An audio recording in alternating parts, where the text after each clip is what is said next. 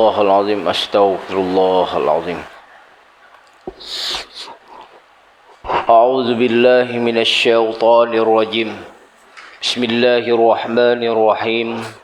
Allahumma salli ala sayyidina Muhammad. Assalamualaikum warahmatullahi wabarakatuh. Alhamdulillahilladzi arsala rasulahu lil huda wa dinil haqq liyudhhirahu 'alad dini kullih. Asyhadu an la ilaha illallah wahdahu la syarika lah wa asyhadu anna Muhammadan 'abduhu wa rasuluh. Subhanaka la 'ilma lana illa ma 'allamtana innaka antal alimul hakim. Qala rabbi shrah li sadri wa yassir li amri wahlul 'uqdatam min lisani yafqahu qawli wala hawla wala quwwata illa billahil aliyyil azim. Amma ba'd. Alhamdulillah, bersyukur kita kehadrat Allah Subhanahu wa taala diberikan kita kesempatan untuk bersama-sama berada di dalam rumah Allah Subhanahu wa taala setelah selesai kita menunaikan solat fardu subuh secara berjamaah, dan diberikan kita ruang dan kesempatan untuk bersama-sama berada di dalam taman-taman syurga ini. Moga-moga segala usaha dan ikhtiar kita ini diberkati, dirahmati oleh Allah Subhanahu wa taala, dan adanya ganjaran-ganjaran yang telah disediakan oleh Allah Subhanahu wa taala. Baik tuan-tuan muslimin muslimat yang dirahmati Allah, boleh buka muka surat 172, iaitu berkenaan tentang kesempurnaan rukun, iaitu rukun yang keempat. Baik, bagi memberkati lagi pertemuan kita pada pagi ini, kita buka dengan Ummul Kitab Al-Fatihah. A'udzubillahi minasyaitonir rajim.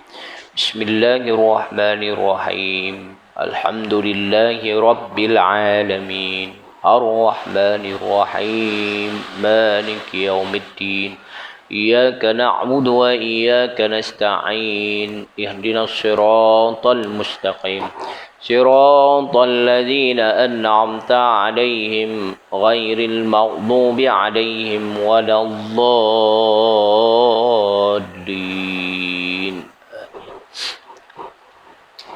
Tuan-tuan muslimin muslimat yang dirahmati Allah Subhanahu wa taala, maka rukun yang keempat iaitu membaca Al-Fatihah, iaitu syarat-syarat sah membaca Al-Fatihah. Maka yang pertama, membaca dengan tertib susunan ayat surah Al-Fatihah. Dia dikatakan, sebab itu dikatakan susunan, adanya tertib-tertib mengikut susunan-susunan yang terkandung di dalam suratul Fatihah. Kerana surah Al-Fatihah ni pun kita tahu bahawa tujuh ayat. Kesemuanya iaitu sab'u, dikatakan adanya semua 7 ayat tersebut, maka 7 ayat tersebut yang diulang-ulang. Maka bila mana diulang-ulang, adanya 3 ayat yang pertama, iaitu apa dia? Yang mana kita memohon kepada Allah Subhanahu wa taala, meminta pertolongan kepada Allah Subhanahu wa taala, memuja Allah. Dan 4 ayat yang terakhir adalah memohon pertolongan. Ini di antara doa-doa kita. Dan sebab itu memerlukan kepada susunan-susunan yang sebaik-baiknya mengikut apa yang telah kita ketahui. Baik. Yang kedua, dibaca dengan muwalah, iaitu dibaca terus menerus.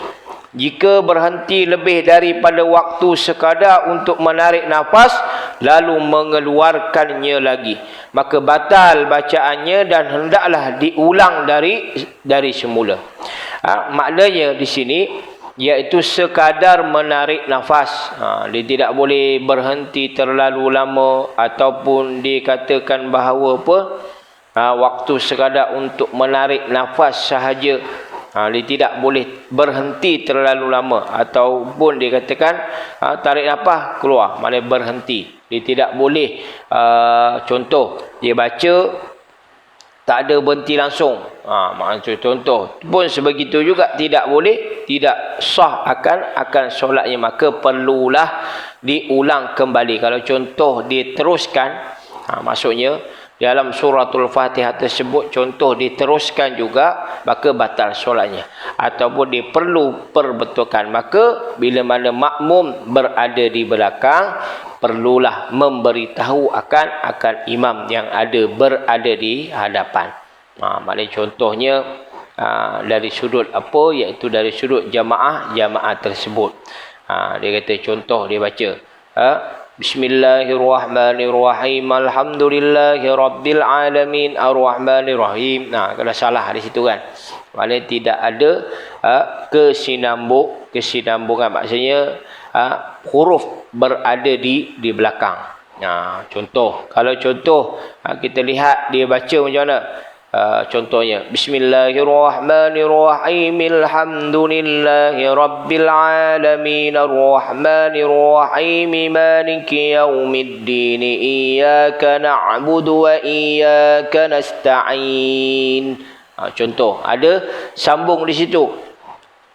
Ni sebaiknya kalau contoh kita ni, dia kata nafas tak sampai. Ni contoh. Nafas tak sampai contohnya, maknanya perlulah dibaca satu persatu. Okey, disebut Bismillahirrahmanirrahim, Alhamdulillahi Rabbil Alamin. Di satu persatu kita baca, ambil nafas. Serupalah ketika mana, iaitu selepas imam membaca suratul Fatihah, kita pun membaca suratul Fatihah mengikut nafas. Maknanya satu persatu yang perlu kita sebutkan. Maka tuan-tuan, yang ketiga, membaca semua huruf Al-Fatihah dengan betul. Dengan baik. Kadang-kadang ada orang yang baca bisa tak boleh. Berkendaklah bis. Sebab itu jangan cakap tak boleh, kena training. Jangan kata tak boleh mengikut huruf-huruf tersebut, kena training. Jangan ada alasan-alasan. Semua kadang-kadang bukan apa, di kalangan manusia ni suka adanya alasan-alasan, sedangkan mereka tidak praktis dulu, tidak cuba untuk memperbaiki. Kadang ego, tuan-tuan. Sebab itu kena belajar dan perlu menyemak kepada orang lain. Contohnya, kadang-kadang di kalangan sahabat kita, ada di kalangan sahabat kita yang pandai, yang boleh untuk mendengar, maksudnya untuk menyemak bacaan-bacaan, terutamanya suratul Fatihah ni. Sebab suratul Fatihah ni adalah rukun kesempurnaan. Maknanya sekiranya berlaku kesalahan-kesalahan, terutamanya di sini, iaitu bacaan di dalam suratul Fatihah ini, maka solatnya batal. Sebab itu dia katakan iaitu rukun qauli di sini, tuan-tuan. Baik. Maka yang keempat, membaca semua tasydid, iaitu bacaan bersabdu yang ada dalam suratul Fatihah, iaitu dari sudut tasydidnya perlulah diperbetulkan. Contohnya iyyaka na'budu wa iyyaka nasta'in. Contoh dari sudut, iaitu dari sudut tasydid di sini. Yang kelima, iaitu tidak berhenti lama ketika membaca ayat-ayat Al-Fatihah lebih daripada waktu sekadar untuk menarik nafas, lalu mengeluarkannya lagi. Jika dibuat demikian, maka batal bacaannya dan hendaklah diulang semula dari awal. Maksudnya batal bacaan, bukan batal solatnya. Kalau contoh, ni maksudnya kalau contohnya imam, contoh imam ada berlaku bacaannya kesalahan bacaan suratul Fatihah. Contoh dia baca iyyaka na'budu, iyyaka na'budu wa iyyaka nasta'in. Contoh imam, makna makmum pun tegur, makmum pun memberikan subhanallah, dia pun sebut iyyaka na'budu, dia tetap juga iyyaka na'budu. Contoh Maknanya berlaku di situ tuan-tuan muslimin muslimat dirahmati Allah, maka tuan-tuan sekiranya berlaku juga, maka yang berada di belakang tadi perlulah menggantikan imam tersebut. Perlu menggantikan imam tersebut daripada berlakunya ramai di kalangan jamaah ni mufarakah. Ni masalah. Sebab tu ganti. Kalau contoh dia perbetulkan, tidak membawa masalah lah. Maknanya dari sudut jamaah tersebut. Sebab itu yang disebutkan tadi iaitu berhati-hati. Lagilah kita ni yang duk belakang ni kan. Jangan sampailah berlaku mufarakah di sini. Baik. Yang keenam, membaca semua ayat-ayat suratul Fatihah tadi. Iaitu 7 ayat tersebut. Dan yang ketujuh, membaca semua ayat-ayat Al-Fatihah dan memelihara harakat dan tajwidnya. Ini di antara rukun-rukun qauli yang perlu kita semak. Ni yang terutamanya. Maka surah-surah yang lain, surah-surah lazim, maka tuan-tuan, ni maknanya tidaklah dikatakan diberatkan. Maknanya tidak diberatkan. Kerana apa? Kerana itu adalah perkara yang sunat. Lainlah kalau contoh dia menjadi seorang imam, tak seronok lah. Maksudnya tak seronok. Sekiranya bacaannya yang tidak pada mengikut kepada makhrajnya, mengikut kepada tajwidnya yang sebaik-baiknya. Ni dikatakan iaitu dari sudut bacaan-bacaan tersebut. Maka suratul Fatihah adalah wajib. Maknanya wajib untuk kita memperbaiki, bukan saja imam tetapi kesemuanya tuan-tuan. Perlu dijaga dengan sebaik-baiknya bacaan tersebut. Sebab tu kita perlulah semak tuan-tuan dari sudut. Kadang-kadang kita segan dengan sahabat-sahabat. Tak apa, dengan isteri boleh semak. Contoh, dengan isteri kita semaklah bacaan suratul Fatihah. Kadang-kadang tuan-tuan bukan apa. Kadang-kadang kita dengan sahabat kita baca betul lah, tiba-tiba jadi salah. Apa maksudnya tuan-tuan? Kadang-kadang dia kata terlampau gemuruh kan. Gemuruh jadi silap pula kita baca kan. Lagilah duduk depan Allahu Akbar. Kalau tak biasa pun jadi gemuruh tuan-tuan yang berada di hadapan. Kadang-kadang mereka ni pun tuan-tuan, sebab itu dia kena biasakan, membiasakan dirinya dalam membaca ayat-ayat Allah Subhanahu Wa Taala. Lagilah kalau contoh anak-anak tahfiz ni tuan-tuan, mereka ni tuan-tuan kadang-kadang bukan mereka tu bacaannya salah, sebabkan menggigil. Yang duduk belakang dengar ingatkan salah, tetapi disebabkan menggigil, disebabkan gemuruhnya. Contohnya baru pertama kali memimpin solat, dikatakan solat tarawih kan, dia gemuruh tuan-tuan. Ini berlaku, dikatakan ada di tempat-tempat yang berlaku sedemikian adanya datangnya dikatakan aduan. Nak katalah itu mungkin dia menggigil. Bila tanya dengan orang yang bersama-sama ketika itu, dia kata sebenarnya dia dalam keadaan gemuruh, dalam keadaan takut.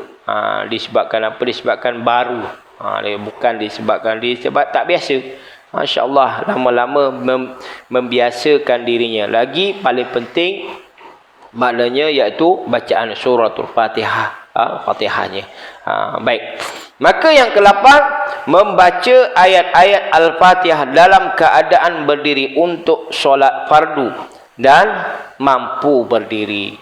Maknanya bacaan suratul Fatihah hendaklah dalam keadaan berdiri. Kalau contoh tak mampu macam mana?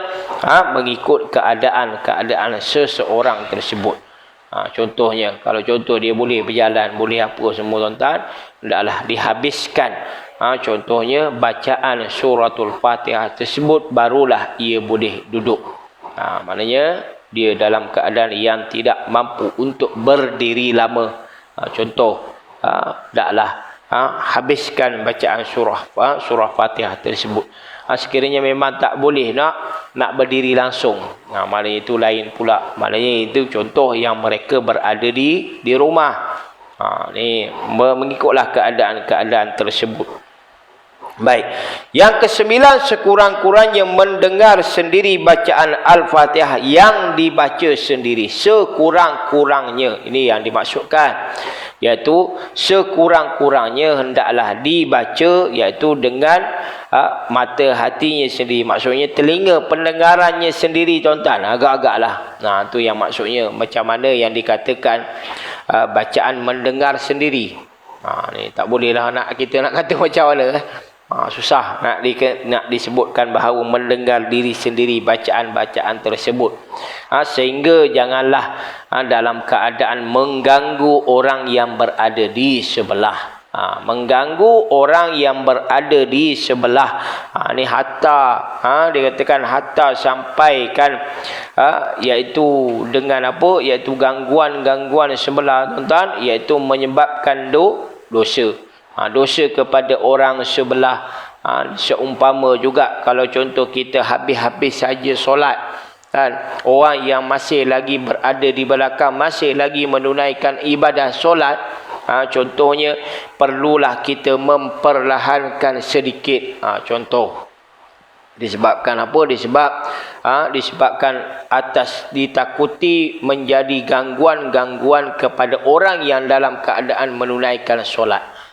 Contoh kita zikir, kan, kadang-kadang ada orang yang masih dikata, tuan-tuan, bukan apa dia fight pula, kan. Imam contoh yang berada di belakang dia apa? Dia masih lagi dalam keadaan solat, dia baca lagi, tuan-tuan, dalam surah-surah contohnya, kan. Dia masih lagi membaca ayat-ayat suci Allah Subhanahu Wa Taala. Contoh dia baca, contoh Bismillahirrahmanirrahim. Yang duk depan lagi, tuan-tuan, masih lagi Subhanallah, Subhanallah. Dia kuat lagi, tuan-tuan. Dia makin dilawan, tuan-tuan. Dia maknanya di sini, tuan-tuan muslimin muslimat dirahmati Allah Subhanahu Wa Taala. Maknanya mana yang lebih utama. Sebab tu kita kena hormati. Maknanya menghormati orang yang dalam keadaan solat. Mana dia perlahankan sedikit. Dia boleh nak pakai mic, tak ada masalah, tapi slowkan sikit. Ni kita hormati orang yang berada di belakang yang masih dalam keadaan menunaikan ibadah kepada Allah Subhanahu Wa Taala. Kalau contoh dia ngadak depan, dia tak perasan, maknanya dia lain pula ceritanya, tuan-tuan. Maknanya cerita yang berbeza. Contoh dia masih lagi menunaikan, maksudnya dalam keadaan apa? Iaitu dalam keadaan mereka menyelesaikan perkara-perkara sunat tadi, tuan-tuan. Yang sebaik-baiknya yang diajarkan oleh Nabi sallallahu alaihi wasallam. Maknanya kita ni saling menghormati di antara satu sama lain. Tak perlulah dalam keadaan kita bergaduh. Kadang-kadang ada orang yang tidak memahami mana yang lebih aulanya. Kadang-kadang kita tengah zikir Ustaz, dia kuat lagi suara dia. Kuat suara apa? Suara dalam keadaan solat. Dia kata dia baca lagi kuat. Kita subhanallah, kita subhanallah kuat, dia lagi kuat. Dia tambah pula kuat. Maknanya seolah-olah menjadi satu perlawanan di sini, tuan-tuan. Tak perlulah. Dikatakan kita yang sebab itu perlu tahu mana yang lebih afdal, mana yang lebih aula lagi perlu kita hormati, tuan-tuan. Sebab itu kalau kita lihat sendiri, contoh di Masjidil Haram, kan, kenapa dia tidak ada zikir di situ, tuan-tuan? Kenapa dia tidak terus kepada zikir, tidak terus kepada bacaan doa contohnya imam dia sendiri, tuan-tuan? Kenapa? Kerana mengaulakan. Sebab itu kerana mengutamakan orang yang dalam keadaan tawaf. Tawaf ni wajib. Maknanya di situ, tuan-tuan, mana yang lebih utama di situ. Maknanya dia menghormati kepada orang yang dalam keadaan yang wajib, di antara wajib dan sunat. Kita kena faham dah dari sudut situ. Baik. Yang ke-10-nya, membaca ayat-ayat Al-Fatihah dan tidak diselang-seli dengan kalimah perkataan yang lain yang bukan sesuatu yang menjadi kemaslahatan sembahyang. Apa yang dikatakan dengan kemaslahatan sembahyang? Makanya tidak diselang-selikan dengan kalimah-kalimah perkataan yang lain. Inilah kita tahulah. dari sudut daripada ayat yang pertama sehinggalah ayat yang terakhir. Bukanlah maknanya tidak diselang-selikan perkataan-perkataan yang lain. Maknanya tidak boleh. Ini kita tahu tidak boleh untuk diselang-selikan. Dan apa yang disebutkan di sini iaitu lain yang bukan sesuatu yang menjadi kemaslahatan sembahyang. Maksudnya kemaslahatan adalah apa dia, iaitu contohnya adalah perkataan amin. Selesai kita membaca apa? Ghairil maghdubi alaihim waladdallin. Kita pun baca. Kita pun sebut amin. Maknanya itu dipanggil kemaslahatan. Maknanya kemaslahatan sembahyang tersebut, maknanya dari sudut kita memohon, memuliakan Allah Subhanahu wa taala, membenarkan apa yang kita sebutkan, membenarkan apa yang kita memuja Allah Subhanahu wa taala. Baik. Dan yang ke-11 iaitu membaca Al-Fatihah dengan niat melaksanakan rukun solat. Ni rukun sembahyang kita. Dengan niat, sebab itu dengan niat melaksanakan rukun solat. Apa yang dimaksudkan di sini? Iaitu membaca suratul Fatihah. Maknanya jelas di sini jawatan kita memulakan dengan takbiratul ihram. Takbiratul ihram iaitu dengan qasad kita, iaitu dengan qasad ta'arud dan ta'ayyin tadi tuan-tuan, ketiga-tiganya sekali. Maknanya di situ menunjukkan tentang apa, iaitu menunjukkan tentang kita melaksanakan ibadah solat tersebut. Termasuklah di dalam bacaan suratul Fatihah tersebut, iaitu melaksanakan rukun-rukun solat tersebut. Dan yang ke-12 iaitu membaca Al-Fatihah dengan bahasa Arab. Ini jelaslah. Maknanya dalam bahasa Arab, tidak boleh dengan bahasa Melayu. Tak reti belajar. Ini jelas. Maknanya kenalah belajar dalam bahasa Arab untuk sebab itu kalau contoh kita tengok kan orang-orang yang baru masuk Islam, dia terus belajar sebab dia nak tahu macam mana solat. Yang paling penting dia kata iaitu dari sudut apa, iaitu dari sudut bacaan suratul Fatihahnya. Maknanya menunjukkan tentang bagaimana kewajipan seseorang itu dalam menunaikan ibadah solat. Syahadah dah belajar dah. Kan? Sebab itu dikatakan syahadah ini yang lebih utama. Benda-benda yang lain maknanya kemudian, solatnya kemudian, puasanya kemudian, zakatnya kemudian. Maknanya perlahan-lahan dia mempelajari tentang apa, iaitu tentang rukun-rukun, iaitu tentang rukun Islam tersebut. Maknanya dia perlahan-lahan, tetapi utama sekali adalah syahadat, dan yang keduanya adalah ibadah solat tersebut. Sebab tu seseorang dikatakan mu'allaf ni tuan-tuan, dia tidak boleh secara mendadak kita memaksa beliau, sebab dia baru memeluk agama Islam. Bila baru memeluk agama Islam, perlahan-lahanlah ia akan perlahan-lahanlah mereka ni akan belajar tentang apa yang perlu dipelajari, kewajipannya sebagai umat Islam. Baik. Dan seterusnya rukun yang kelima iaitu rukuk serta tamak-ninah. Rukuk serta tamak-ninah. Ini maknanya ada tamak-ninah di situ. Syarat-syarat sah rukuk. Sah rukuk yang sebelumnya iaitu sah rukun membaca surah Al-Fatihah dan qiyam. Ini maknanya Fatihahnya dah betul, maka qiyamnya pun berdiri betulnya tuan-tuan. Maka hendaklah maka sahlah ke seterusnya, iaitu dari sudut rukun-rukunnya. Yang kedua, melakukan rukuk kerana melaksanakan rukun sembahyang, bukan kerana yang lain. Umpama rukuk kerana mengelak terkena batu yang dilemparkan orang kepadanya yang sedang qiyam. Ini maksudnya main-main lah. Dia kata nak mengelak. Dia nampak ada orang nak membaling batu, dia mengelak tuan-tuan. Dia nampak duduk depan dia. Orang balik dia pergi rokok. Dia bukan maksudnya rokok sedemikian. Tetapi melaksanakan rukun solat tersebut. Bukan kerana yang lain. Maksudnya dalam keadaan melakukan ibadah solat yang sebenar-benarnya. Sebab tu dalam keadaan rata, dalam keadaan rukuknya dalam keadaan yang rata. Sebab itu umpama apa tuan-tuan? Umpama kalau contoh air ni, isi air diletak di belakang yang empunya yang menunaikan solat dia, dia letak macam tu, dia boleh tegak. Ada air pun dia boleh tegak. Mana tanpa ada berlaku tumpah air tersebut. Ni ibarat kalau contoh orang yang dalam keadaan rokok tu. Dia ibarat macam itulah. Dia tidak terlampau bawah sangat, tidak terlampau di atas sangat. Maknanya semuanya dalam keadaan tegak. Sebab itu lutut perlu tegak.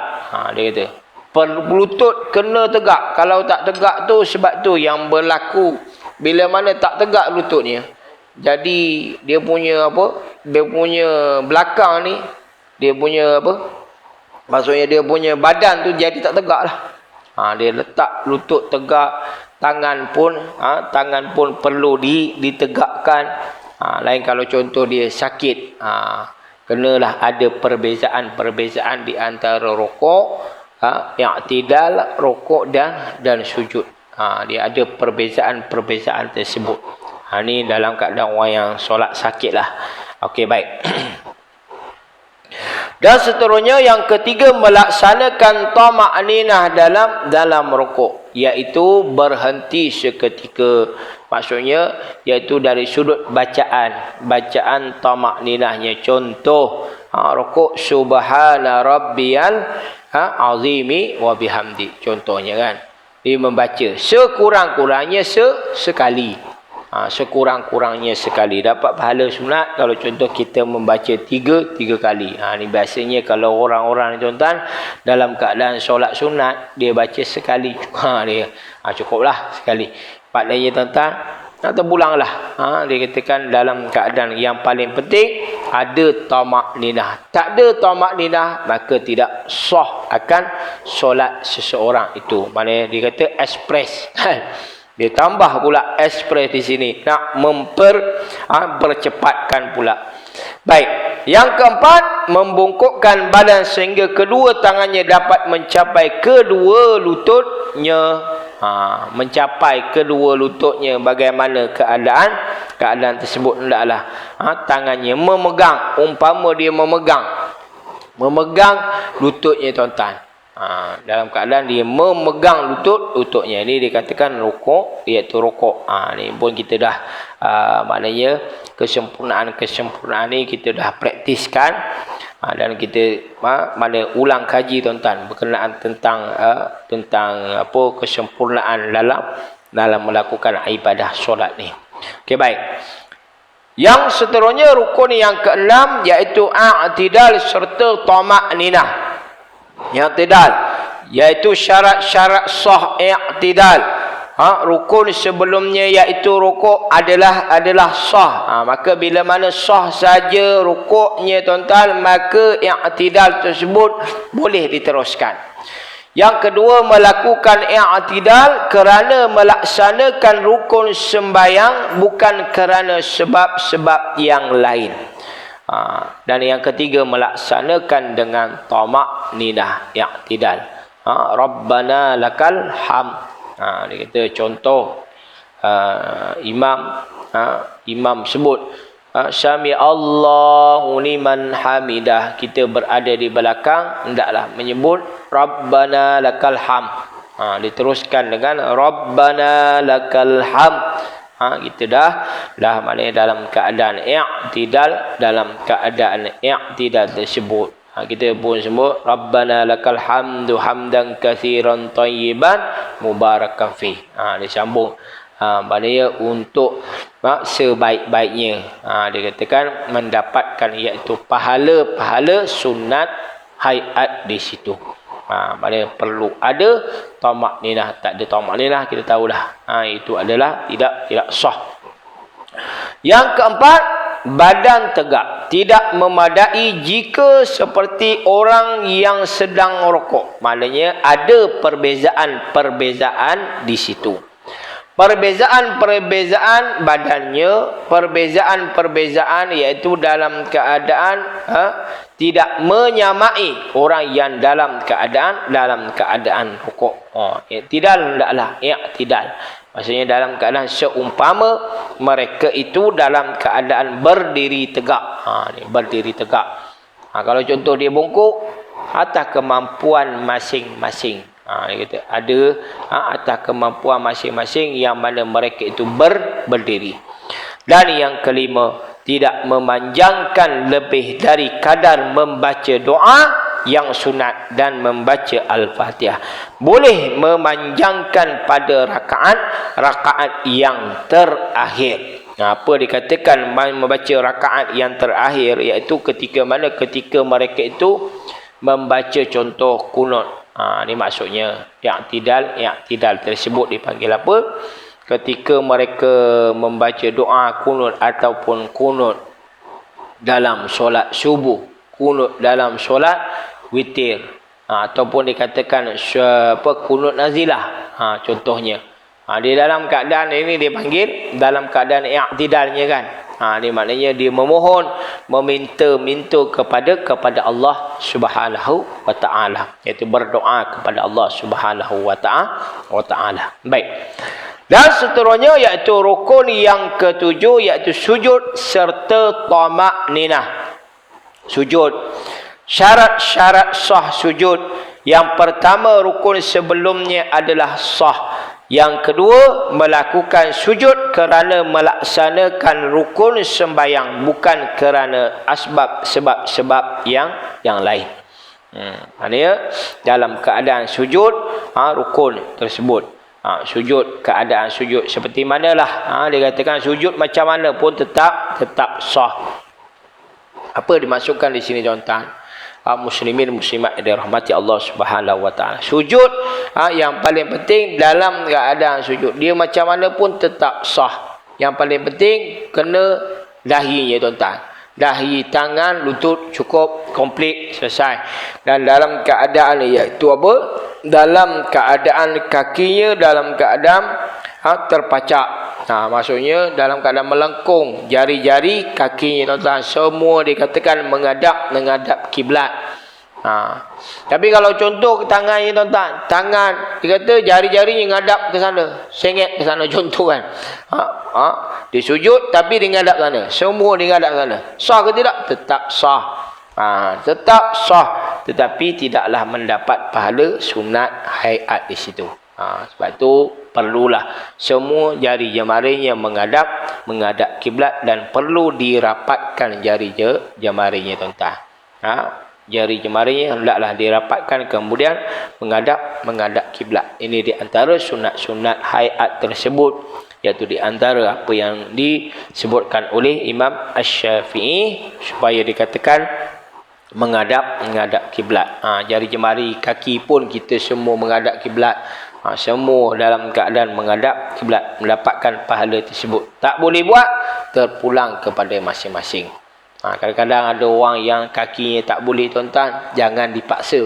Dah macam tu tak boleh, nak buat macam mana? Contohnya sakit, dia dalam keadaan sakit ataupun tangannya dalam keadaan sakit, dia dah usaha. Kadang-kadang alhamdulillah tuan-tuan, ada orang dah terbiasa buat macam tu, keadaan tersebut sengit, tapi dicuba perbetulkan juga. Ada sedemikian tuan-tuan, bila mana diberitahu, alhamdulillah ada perubahan terhadap dirinya. Maksudnya perubahan di sini tuan-tuan, dia nakkan perubahan untuk menyempurnakan lagi.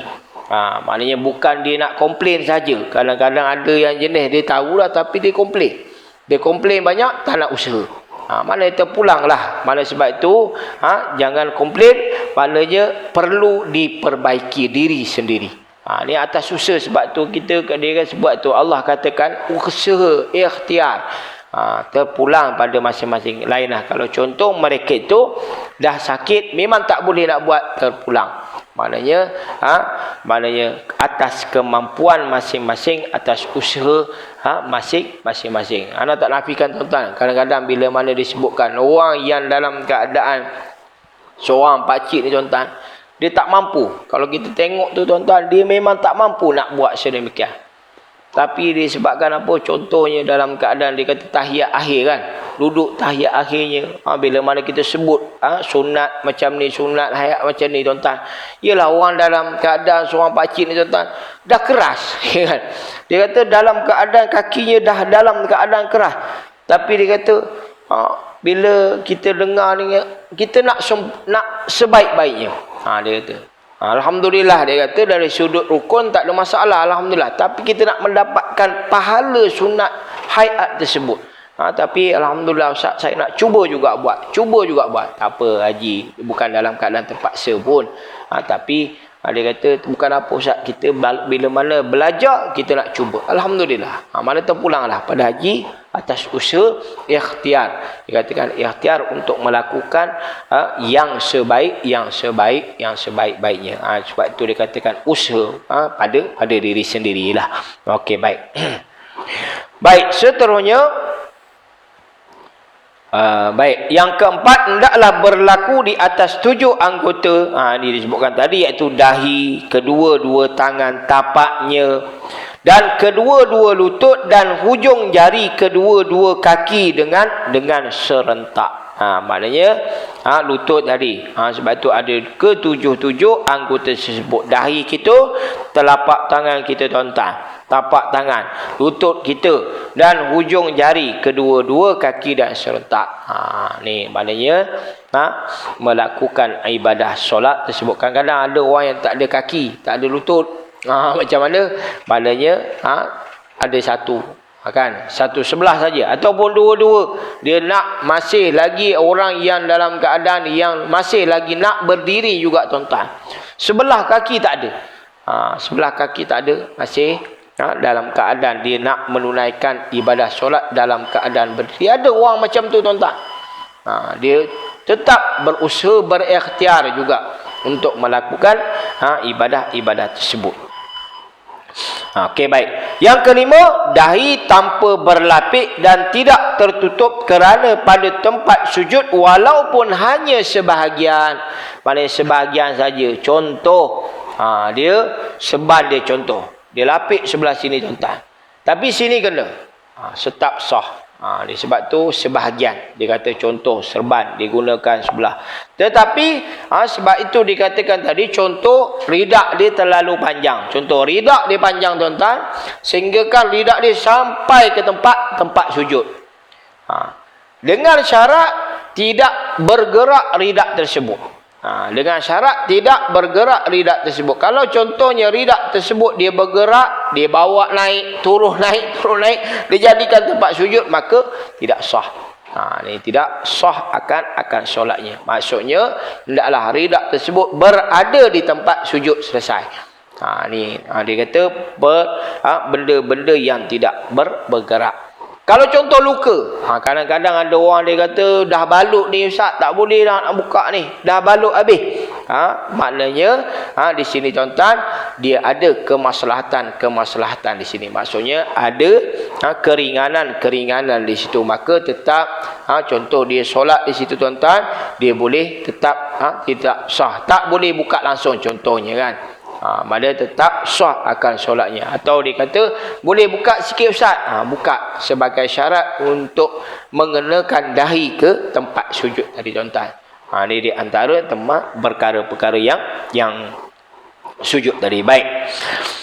Maka seterusnya yang keenam, tidak sujud di atas benda yang bergerak dengan gerakan orang yang sembahyang itu. Ini disebutkan tadi, iaitu umpamanya jika sujud di atas kain ridak selendang yang dipakai oleh lelaki.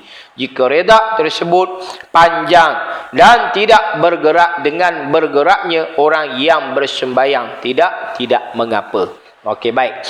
Yang ketujuh, bahagian paling bawah iaitu punggung hendaklah terangkat melebihi bahagian yang kepala, atas kepala sekadar yang mampu. Maknanya sekadar yang kita mampulah. Kadang-kadang ada orang yang tak mampu kan untuk mengangkat apa iaitu punggung ya tuan-tuan lebih daripada kepalanya. Habis kalau dah sujud memang tinggilah daripada kepala, antara tinggi dia kata. Yang ke-8, menekan dahi sedikit ke tempat sujud jika sujud di atas kapas. Maknanya di antara perkara-perkara sunat juga. Maknanya tuan-tuan, iaitu kita bila mana tekankan sedikit, bila mana kaki kita ni tuan-tuan diangkat tekan, maka dalam keadaan automatik kita punya dahi kita ni tuan-tuan tertekan sedikit. Maksud tertekan ni untuk apa? Untuk melakukan ibadah, iaitu dari sudut iaitu ibadah kita dengan sebaik-baiknya. Okey, baik, kita ambil yang terakhir sekali, rukun yang ke-8, iaitu duduk antara dua sujud serta tamakninah. Maka syarat-syarat sah duduk antara dua sujud, iaitu rukun sebelumnya adalah sah, iaitu rukun sebelumnya adalah sujud tadi tuan-tuan. Yang kedua, melakukan kerana melaksanakan rukun sembahyang, bukan kerana sebab-sebab yang lain. Dan yang ketiga, melaksanakan dengan tamakninah, iaitu duduk antara dua sujud. Macam mana caranya? Mana duduk, terpulanglah pada masing-masing nak duduk macam mana pun, tetapi janganlah yang dilarang oleh Nabi sallallahu alaihi wasallam. Yang keempat, melaksanakannya dalam keadaan duduk dengan sempurna. Duduk dalam keadaan sempurna. Dan yang kelimanya tuan-tuan, iaitu oleh kerana ia adalah rukun yang pendek, kadar waktu melaksanakannya tidak lebih dari kadar waktu membaca doa di dalamnya, dan kadar waktu membaca tasyahud yang paling pendek sedikit. Ini baru pun baca, kita baca pun tak panjang lah. Dalam keadaan membaca duduk antara dua sujud. Tapi jangan keadaan kelang kabut. Sebab tu tengok huruf tersebut tuan-tuan, kita nak dapatkan sempurna kan. Sempurnanya sah tetap sah, tapi nak sempurna, kesempurnaan. Sebab tu bila mana disebut kesempurnaan ni tuan-tuan, bacaan tersebut pun termasuk sekali. Sah dah.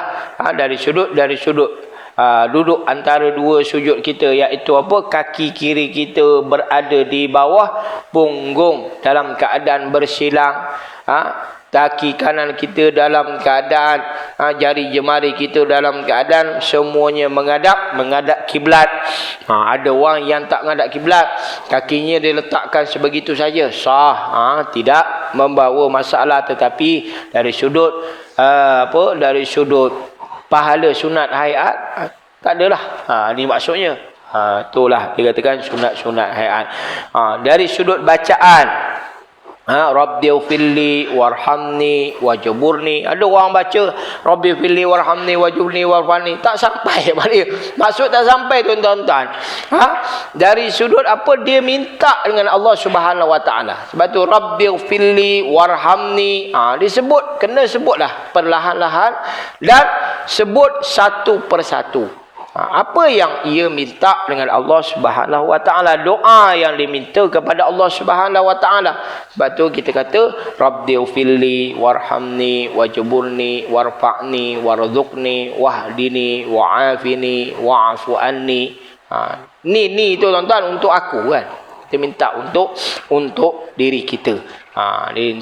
Minta kepada Allah Subhanahu wa taala supaya apa yang kita mohon itu dimakbulkan oleh Allah Subhanahu wa taala. Banyak kita minta tuan-tuan.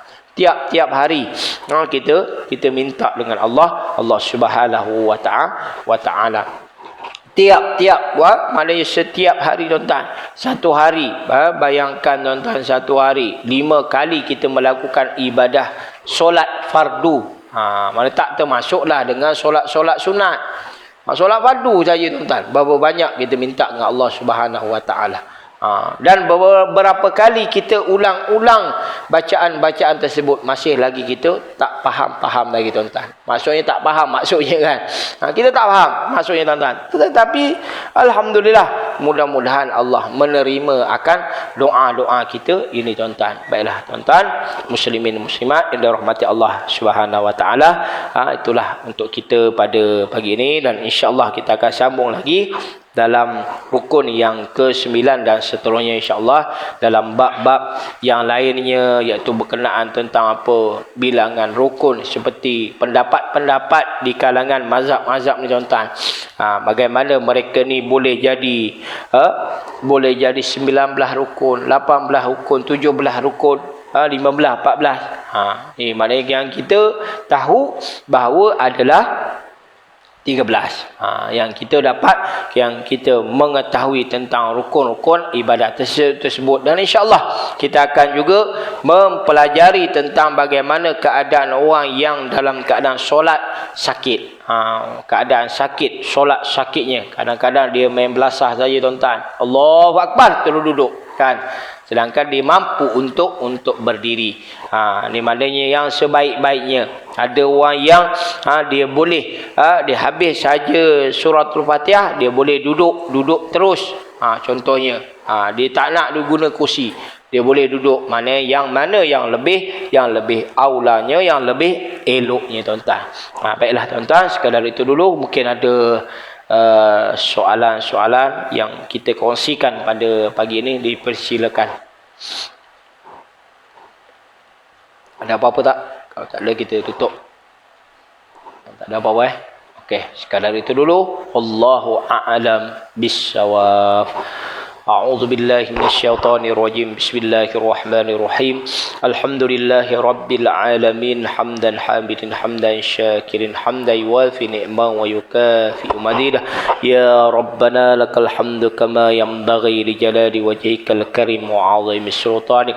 Ya Allah, ya Tuhan kami, ampunilah segala dosa-dosa kami ya Allah. Dosa kedua ibu bapa kami, dosa pasangan kami, dosa anak-anak kami ya Allah, ya Rahman ya Rahim.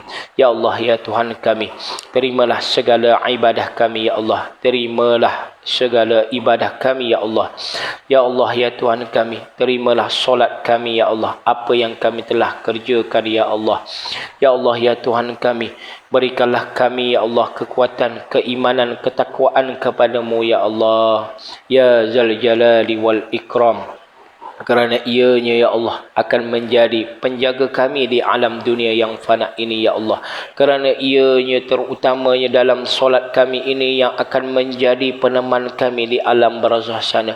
Kerana ianya akan menjadi bekalan kami di akhirat sana ya Allah. Allahumma rabbana atina fid dunya hasanah wa fil akhirati hasanah wa qina adzaban nar. Wa sallallahu ala sayyidina Muhammadin nabiyil ummiyin wa ala alihi wa sahbihi wa baraka wa sallam. Walhamdulillahi rabbil alamin. Assalamualaikum warahmatullahi wabarakatuh.